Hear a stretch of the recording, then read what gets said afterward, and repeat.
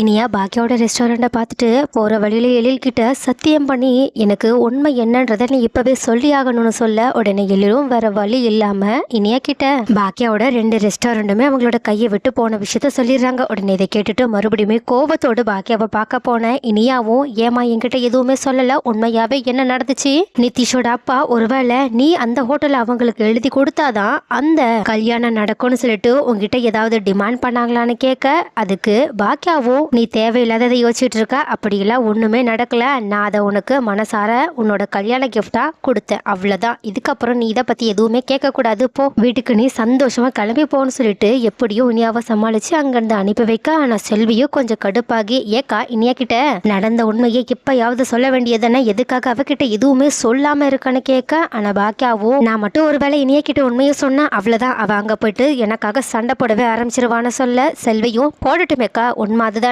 சண்டை போடட்டுமே, அதுல என்ன வந்துட போகுதுன்னு கேட்க பாக்கியா நீ புரிஞ்சுதான் பேசிட்டு இருக்கியா செல்வி, அவ நல்லா இருக்கிறது மட்டும்தான் என்னோட இப்போதைக்கு ஒரே ஒரு ஆறுதல், அதையும் நான் கெடுத்துக்க விரும்பல, அவ இப்போதைக்கு சந்தோஷமா இருந்தா அது எனக்கு போதும், மற்றபடி நான் என் கையை விட்டு போன ரெஸ்டாரண்ட் எல்லாத்தையுமே மறுபடியுமே எப்படி மீட்கணும்ன்றத படிப்படியா யோசிப்பேன்னு சொல்லிட்டு அவங்க இனியோட வாழ்க்கை நல்லா இருக்கணும்னு பேசிட்டு இருக்கா. ஆனா வீட்டுக்கு போன இனியாவும் சுதாகர் கிட்ட உண்மையாவே நடந்தது என்னன்றத கேட்டு தெரிஞ்சுக்க ஆரம்பிச்சிடுறாங்க. சோ பாக்கியா என்னதான் உண்மையை சொல்லலைனாலும் சுதாகர் தன்னோட ஈகோ டச் பண்ற இனியா கிட்ட தன்னோட சுயரூபத்தை காட்டி நடந்த உண்மையை சொல்ல வாய்ப்புகள் இருக்கா. அப்படி மட்டும் சுதாகர் சொன்னாங்கன்னா நிதிஷோட சுயரூபத்தையுமே இனியா கண்டிப்பா பார்க்க வேண்டியது இருக்கும். சோ அந்த விஷயம் நடந்துச்சுன்னா இனியாவோட வாழ்க்கை அடுத்து என்ன ஆக வாய்ப்பு இருக்கு, ஈஸ்வரியும் கோபியும் இனியாவோட வாழ்க்கையே கெடுத்துட்டோன்றத யோசிக்கிற அளவுக்கு நிதிஷும் சுதாகரோட ஃபேமிலியும் இனியாவை கஷ்டப்படுத்த வாய்ப்புகள் இருக்கா. அடுத்து இனியாவுக்கு என்ன ஆக வாய்ப்பு இருக்குன்னு உங்களோட கருத்துக்கள் என்னன்றத கமெண்ட்ல சொல்லுங்க.